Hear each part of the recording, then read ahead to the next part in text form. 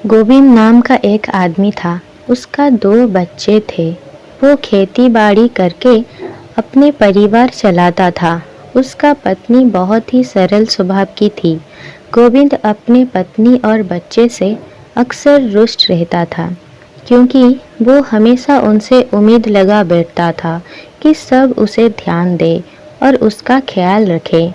वो घर आने के बाद सब उसकी सुने, हर काम से पहले उसका आज्ञा ले, अक्सर दूसरों का तारीफ करके अपने बच्चे और बीवी को नीचा दिखाता रहता था। इस तरह हमेशा उसके घर में अशांति लगी रहती थी। वो किसी का नहीं सुनता था, हमेशा अपनी पत्नी की गलती देखता था, हमेशा हर चीज से असंतुष्ट रहता था। बच्चे और बीवी क्या चाहते हैं उसको बिल्कुल ध्यान नहीं देता था। इस तरह चलता रहा। बच्चे भी गोविंद की इस तरह की व्यवहार से तंग आ चुके थे। बच्चे बड़े हुए, लेकिन गोविंद की स्वभाव में कुछ भी बदलाव नहीं हुआ। उसे लगता था कि वो ही एक दुनिया में सबसे बदकिस्मत आदमी है।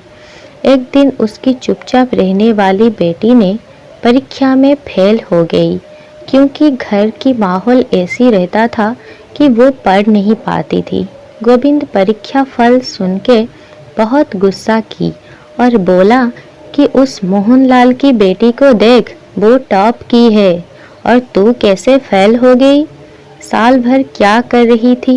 बेटी ने बोला, पापा आप तो अभी बोला, उसे देख, वही कर रही थी साल भर।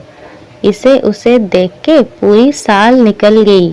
आप तो अक्सर कहते रहते हैं, इसे देखो उसे देखो, कभी अपने बच्चों को देखा है वो क्या कर रहे हैं, हमारे साथ वक्त बिताए हैं।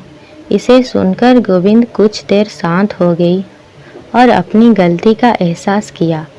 उस दिन से गोविंद और उसकी बीवी बच्चे साथ मिलकर खुशी खुशी रहने लगे। शिक्षा। इस कहानी से हमें ये सीख मिलती है कि पहले खुद को पहचानो और खुद को बदलो, उसके बाद दुनिया बदल जाएगी।